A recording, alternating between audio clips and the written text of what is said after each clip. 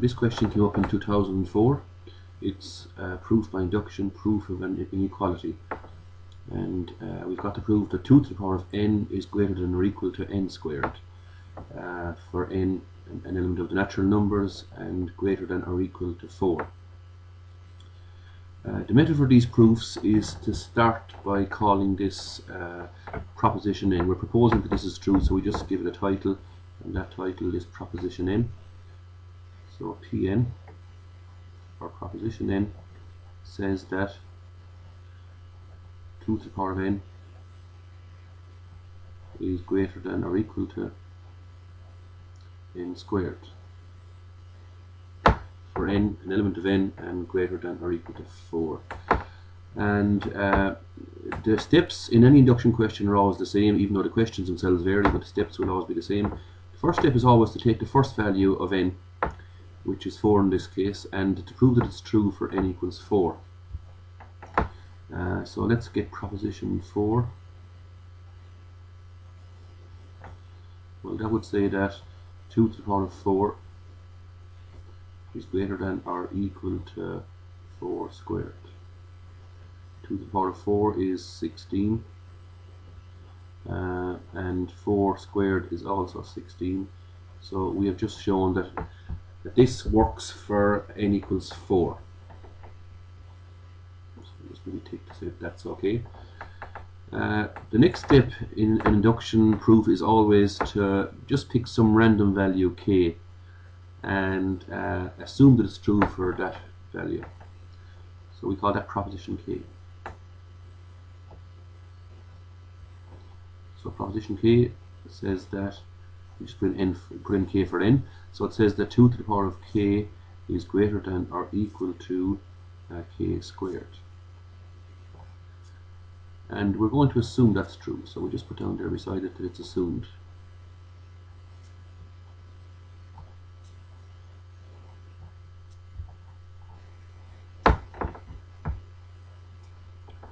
Next step is to prove that it's true for k plus 1. So based on the assumption that pk is true, we need to find out, is pk plus 1 true.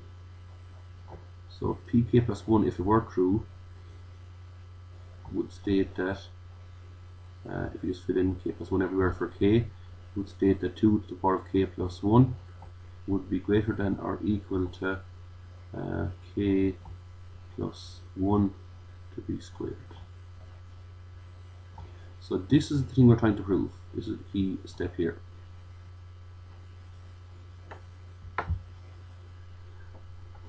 And our starting point is going to be pk, because we've assumed that, so we can start from there. And pk, so we start by saying 2 to the power of k is greater than or equal to k squared. And we're going to multiply both sides by 2. The reason I multiply both sides by 2 is because I'm looking ahead to pk plus 1. I want to try and get 2 to the power of k plus 1. And if I multiply by both sides by 2, I can get that. So 2 by 2 to the power of k is greater than or equal to 2 by k squared. And now by adding the powers here, that's 2 to the power of 1 by 2 to the power of k, which gives us 2 to the power of k plus 1, which is what we want. 2 to the power of k plus 1 greater than or equal to 2k squared.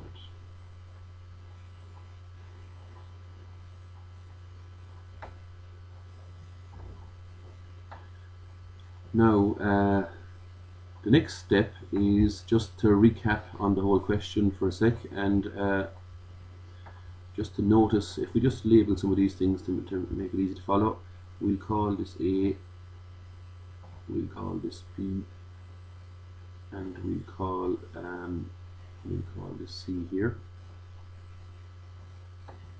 That's A as well, obviously it's the same thing.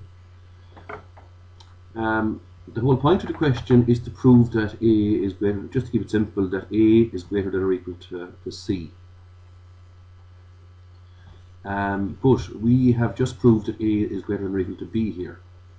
So if we tie those two statements together, if we could prove that A, well, we already know that A is greater than B, but if we could prove that B is greater than C,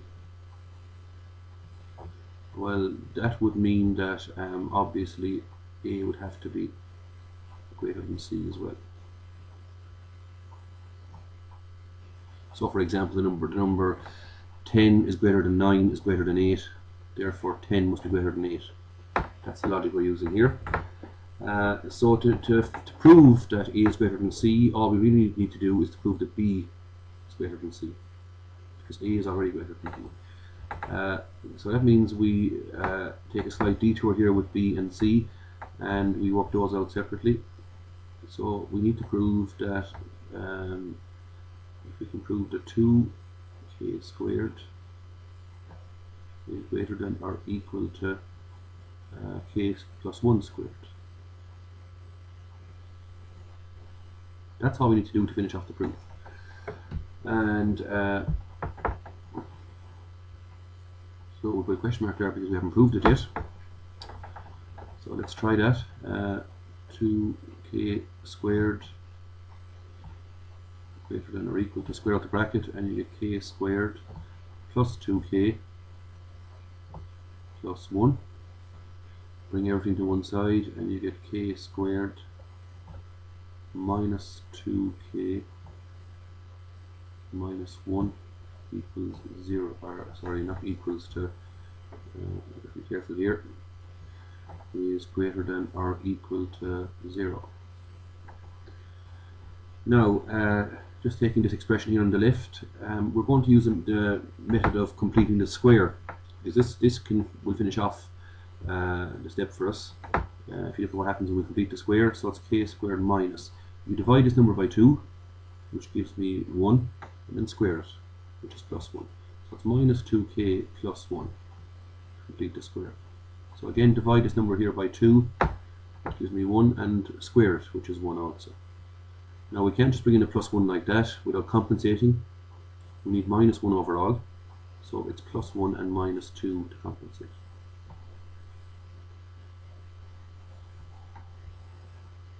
Now, completing the square, we now get k minus 1 to be squared. If you square out that, you get k squared minus 2k plus 1 minus 2 greater than or equal to 0.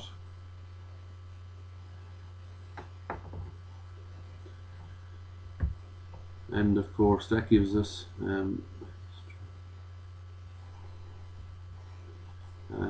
if we get 2 to one side, that gives us k minus 1 to be squared greater than or equal to 2, bringing the 2 across. And if we correspond this with the start of the question, which is that n is greater than or equal to 4, well, clearly k can only be 4 or greater. If k is 4, you get 3 squared.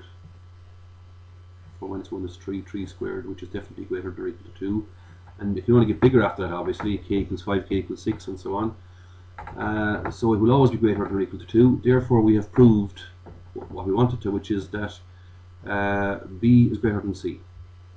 And that fits into the overall proof, which now we have proved that A is greater than C. Therefore, pk plus 1 is true, or pk plus 1 is proved. So pk plus 1 is proved. So again, just to make that absolutely clear that we understand that it's proved.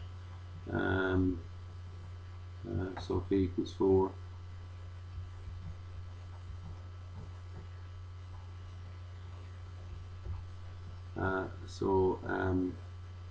It will always be greater than 2. Now, so that implies that pk plus 1 true.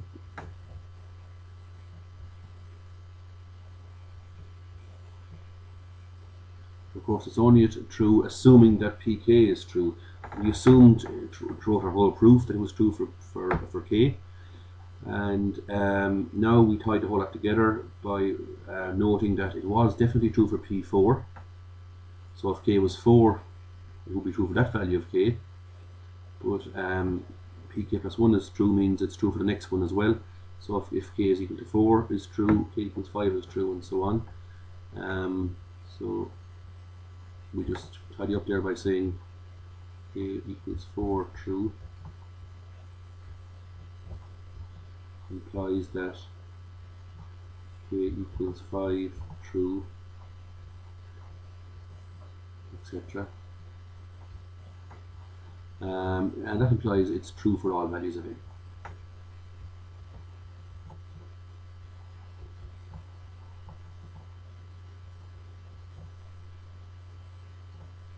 Greater than or equal to 4.